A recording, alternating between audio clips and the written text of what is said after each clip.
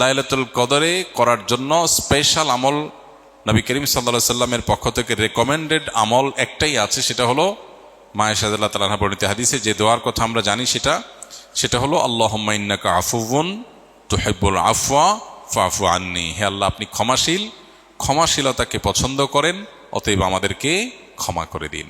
এই দোয়া বেশি বেশি করে করা। এর বাইরে আমরা জিকির, আজকার, তাসবিহ, কোরআন তেলাওয়াত, দোয়া, রোনাজারি এগুলোর মাধ্যমে পুরো রাত অতিবাহিত করার চেষ্টা করব ইনশাআল্লাহ। নামাজের ক্ষেত্রে বিশেষ কোনো নামাজ নাই যে লাইলাতুল কদরের এরকম এত রাকাত নামাজ, প্রথম রাকাতে অমুক সূরা এতবার, তমুক সূরা এতবার, এরকম কোনো বিশেষ নিয়ম নাই, বরং অন্য যে কোনো নামাজের মতো যে কোনো সূরা দিয়ে আমরা নামাজগুলো পড়তে পারি। রমজানে ফজরের নামাজ পড়ে ঘুমায় কেন সবাই, যেখানে অন্য দিন সমূহে ফজরের নামাজ পড়ে ঘুমাতে নিষেধ করা হয়েছে? ফজরের নামাজের পর ঘুমাতে সরাসরি কোরআন বা হাদিসে নিষেধ করা হয়নি, তবে কোরআন এবং হাদিসের আলোকে ওলামায়ে কেরাম সকালের ঘুমকে অনুত্তম বলেন। এর মানে এই না যে সকালের ঘুমটা কোরআন বা হাদিসে পরিষ্কারভাবে নিষিদ্ধ। একটা সময় নবী সাল্লাল্লাহু আলাইহি সাল্লাম ঘুমাতে অপছন্দ করতেন, সেটা হলো মাগরিবের পরে। আয়েশা রাদিয়াল্লাহু তাআলা আনহা বলেছেন, কানান নবী সাল্লাল্লাহু আলাইহি সাল্লাম ইয়াকরাহুন নাওমা ক্বাবলা আল ইশা ওয়াল হাদিসা বা'দাহ। নবীজি এশার আগে ঘুমানো অপছন্দ করতেন, আর এশার পরে কথা বলা অপছন্দ করতেন। এশার পরে ঘুম আর এশার আগে কোনো ঘুম না। এর বাইরে ফজরের পরে তিনি সাধারণত তার যে লাইফস্টাইল, তার যে দৈনন্দিনের রুটিন ছিল, সেখানে ফজরের পরে ঘুমের রুটিন ছিল না বা ঘুমের রুটিন পাওয়া যায় না। তিনি ফজরের পরে ব্যক্তিগত আমল করতেন, জিকির আজকার করতেন, লম্বা সময় ধরে অন্যান্য কাজ করতেন। এরপরে তিনি কাইলুলা করতে যেতেন দুপুরে। এটা ছিল তার লাইফস্টাইল। কিন্তু দুর্ভাগ্যজনক বাস্তবতা হলো আমাদের সমাজে, বিশেষ করে এই আমরা যারা মুসলিম দেশের বাসিন্দা আছি, অদ্ভুত এক জীবন আমাদের। আমরা রাতে দেরি করে শুই, আবার ফজরের পরে শুয়ে থাকি। এটা আমাদের অভ্যাস। পৃথিবীর যত উন্নত দেশ আছে, সেটা পূর্বে হোক পশ্চিমে হোক, গোটা বিশ্ব জুড়েই দেখবেন যে বেশিরভাগ উন্নত দেশগুলোতে মানুষ রাতে তাড়াতাড়ি ঘুমায় আর ভোরে উঠে কাজ শুরু করে, পড়ালেখা শুরু করে, কোনো ঘুম নাই। মুসলিম কান্ট্রিগুলো অদ্ভুত যে আমাদের অভ্যাসটা হলো তার উল্টা। মিডিল ইস্টেও বলেন, এশিয়াতেও বলেন, মুসলমানদের অবস্থা এই। অর্থাৎ নবীজি সাল্লাল্লাহু আলাইহি সাল্লামের সুন্নাতটা আমাদের মধ্যে নাই, অমুসলমানদের মধ্যে, তাদের হয়তো অজ্ঞাতসারেও তাদের মধ্যে আছে। তো যাই হোক, এটা হলো সকালের ঘুমের কথা। এখন কত হলো রমজানে যে মানুষ সকালে ঘুমায়। এর উত্তর হলো যে রমজানেও যদি কেউ সকালে না ঘুমিয়ে থাকতে পারে সেটা ভালো, কিন্তু পৃথিবীর সেট আপটা এমনভাবে করা হয়েছে যে 9টা to 5টা অফিস, হ্যাঁ, স্কুল, কলেজ, মাদ্রাসা সব এরকম করা হয়েছে। কেন আর্লি মর্নিং একদম ভোরে শুরু হয়ে দুপুরের মধ্যে শেষ হয়ে যাবে, এমন হতে পারতো না? তাহলে মানুষ দুপুরে এসে একটু রেস্ট করতে পারতো, রাতে তাড়াতাড়ি ঘুমিয়ে যেত, সকাল উঠে কাজ শুরু করতো। তো এই যে আমাদের একটা সিস্টেম ডেভেলপ হয়েছে, যে সিস্টেমটার মধ্যে সুন্নাহ পালন করাটা কঠিন। এরকম পরিস্থিতিতে কারোর যদি অসুবিধা হয়, তিনি রমজানে তারাবি পড়ে শুতে শুতে 10:30, 11টা বেজে গেছে, আবার এদিকে তার সকালে উঠে অফিসে যেতে হবে, সারাদিনের জন্য রেস্টের সুযোগ পাবেন না, তিনি যদি সকালে ঘুমান গুনাহ হবে না। বুঝে আসছে কথা? তবে সকাল সন্ধ্যার যে দোয়াগুলো সেগুলো অন্তত পড়ে তারপর শোয়া উচিত। আরও ভালো হয় যদি এশাকটা পড়ে তারপর শোয়া হয়, আরও ভালো হয় যদি চাষটা পড়ে তারপর শোয়া হয়। কিন্তু যদি কেউ এটা না পারেন, তাহলে এটা তার গুনাহের কারণ হবে না ইনশাআল্লাহ তাআলা, কারণ এটা পরিষ্কারভাবে কোনো গুনাহ বা নিষিদ্ধ কোনো বিষয় নয়। আমি একজন জেনারেল কোরআনের শানে নজুল ও সংক্ষিপ্ত ব্যাখ্যা জানা ও বোঝার জন্য কোন কিতাবটি সংরক্ষণ করলে ভালো হয়, দয়া করে জানাবেন।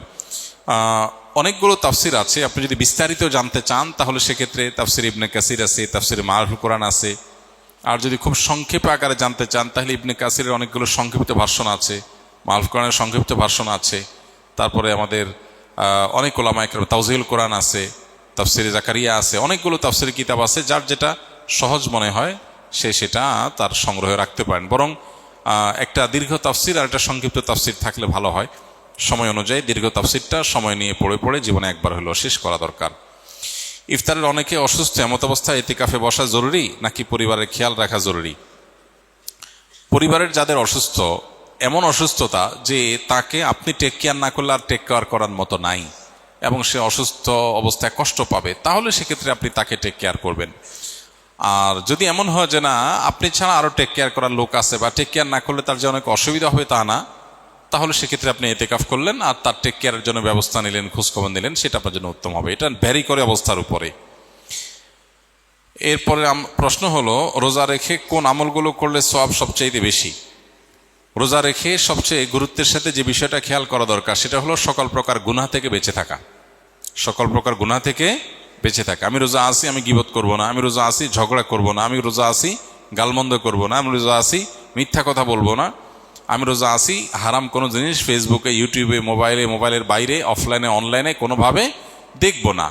এই জিনিসটা হলো রোজার মধ্যে সবচেয়ে গুরুত্বের সাথে আমাদের করা দরকার। আমরা বেশিরভাগ মানুষ নফল আমল করি, ফরজের খবর নাই। আমরা কোরআন তেলাওয়াত করি, আমরা ওয়াজ শুনি, আমরা জিকির আজকার করি, কিন্তু আমি মোবাইলে হারাম জিনিস দেখি, ভিডিও দেখি, মিউজিক শুনি, ইচ্ছায় অনিচ্ছায় আমার জ্ঞাতসারে অজ্ঞাতসারে গুনাহ করি। তাহলে আমার রোজার পুরো ফজিলতটা নষ্ট হয়ে যায়। এই জন্য নবী সাল্লাল্লাহু আলাইহি ওয়াসাল্লাম বলেছেন, রব্বা সাইমিন লাইসা লাহু মিন সিয়ামিহি ইল্লাল জু'। বহু রোজাদার আছে রোজা থেকে উপোস থাকা ছাড়া তার কোনো উপকার হয় না। সেজন্য এই জিনিসটা খেয়াল করা দরকার। আর এর পাশাপাশি নফল আমলের ভিতরে সবচেয়ে বেশি করণীয় কোনটা যদি সেটা বলেন তাহলে বলবো রমজান মাসে কোরআনে কারীমের প্রতি আমাদের বিশেষ গুরুত্ব থাকা উচিত। এর বাইরে দোয়াটা বেশি বেশি পরিমাণে করা দরকার আমাদের। রমজানের তারাবির টাকা উল্লেখ করে মসজিদে টাকা তোলা হয়, এটা শরিয়া দৃষ্টিকোণ থেকে সঠিক কিনা? এটা আমরা এর আগে বারবার বলেছি, তারাবিতে বিশেষ করে হাফেজরা কোরআন তেলাওয়াত শুনিয়ে টাকা গ্রহণ করা জায়েজ নাই, দেওয়াও জায়েজ নাই। হ্যাঁ, হাফেজরা যেহেতু রমজানে মসজিদে তারা শুধু তারাবি না ওয়াক্তিয়া নামাজও তাদের পড়াইতে হয়, সেক্ষেত্রে ওয়াক্তিয়া নামাজের ইমাম হিসেবে তাদেরকে নিয়োগ দিয়ে নিয়মতান্ত্রিকভাবে বেতন দেন, বোনাস দেন, সেটা ঠিক আছে এবং সেটার জন্য টাকা নিলেও অসুবিধা নেই। রমজানের শেষ দশকে ইতিকাফে বসতে ইচ্ছুক কিন্তু মসজিদে খাবার পৌঁছানোর মতো লোক নাই, এটা আমরা উত্তর বলে ফেলেছি ইতিমধ্যে। রমজানে কোনো ব্যক্তি হঠাৎ এমন অসুস্থ হয়ে গেল যে সাহারি খেয়ে রোজা রাখতে পারবে না, সেক্ষেত্রে ওই ব্যক্তির রোজার কাফারা কি হবে? কারোর যদি আসলে রোজা রাখার মতো সামর্থ্য না থাকে তাহলে তার কাফারা হবে যে তিনি এই রোজার জন্য পরবর্তীতে রোজা রাখবেন। আল্লাহ বলেছেন, ফামান কানা মিনকুম মারিদান আও আলা সাফারিন ফাইদ্দাতুম মিন আইয়ামিন উখর। যে ব্যক্তি অসুস্থ হবে অথবা সফরে থাকবে সে অন্য সময় সে রোজা রেখে দিলে আদায় হয়ে যাবে, গুনাহ হবে না। কিন্তু অসুস্থতাটা এমন লেভেলের অসুস্থতা হইতে হবে যে এই অসুস্থ অবস্থায় তার রোজা রাখার কোনো সুযোগ নাই, রাখলে তার জীবনহানি বা অসহনীয় কষ্ট হবে। হালকা একটু জ্বর হলো, একটু সর্দি হলো, একটু পেট খারাপ হলো আর এমনি রোজা ভেঙে ফেললাম, এই ঠুনকো অজুহাতে রোজা ভাঙা যাবে না। নারীদের জন্য রমাদানে এমন বিশেষ কি আমল আছে যা আখিরাতে মুক্তির পথ হবে? রমাদান মাসে আমাদের জন্য সবার জন্য যে কমন আমল আছে, সকল গুনাহ থেকে বেঁচে থাকা, চোখের গুনাহ, কানের গুনাহ, মনের গুনাহ, এগুলো থেকে বেঁচে থাকা, এটা নারী পুরুষ সকলের জন্য প্রযোজ্য। এটা রমজানের সবচেয়ে গুরুত্বের সাথে আমাদের করা উচিত। তাকওয়া চর্চার মাকসাদই হলো এটা। এর পাশাপাশি কোরআনে কারীমের তেলাওয়াতে বেশি মনোযোগ দেওয়া দরকার। মা বোনরা বাসাবাড়ির কাজের জন্য তারা অনেক সময় ধরে কাজে ব্যস্ত থাকতে হয়, সেজন্য তারা ওই কাজের ফাঁকে ফাঁকে জিকির, আজকার, তাসবিহ, দুরুদ, আল্লাহর স্মরণ, এই জিনিসগুলো তারা বেশি বেশি করে করতে পারেন। এবং যত ব্যস্ততায় থাকুক না কেন ইফতারের বেশ কয়েক মিনিট আগে সব কাজ বন্ধ করে দোয়ায় মনোনিবেশ করা, সাহারির সময় থালা বাসন নিয়ে ব্যস্ত না হয়ে কিছু সময় দোয়ায় মনোযোগ দেওয়া, আমলে মনোযোগ দেওয়া দরকার। বাকি সময়গুলোতে কাজ করলেও আল্লাহ জিকির স্মরণ থাকলে আল্লাহ তাআলা ইনশাআল্লাহ পূর্ণ আজর দিবেন। তাছাড়া তারা অন্যদের রোজার ব্যবস্থা করতে, ইফতারের ব্যবস্থা করতেছেন, সেজন্য বিপুল পরিমাণ সওয়াব মা বোনরা অর্জন করতে পারেন যদি নিয়ত করেন, আশা করেন আল্লাহর কাছে, ইহতিসাবুল আজর করেন যে আল্লাহ আমি ফ্যামিলির সবার ইফতার ব্যবস্থা করছি, যে ব্যক্তি রোজাদারকে ইফতার করা সে তার পরিমাণ সওয়াব পায়, আপনি আমাকে সওয়াব দিয়েন, সে আশা যদি থাকে আশা করা যায় তিনি সে আজরও আল্লাহর কাছ থেকে পেয়ে যাবেন।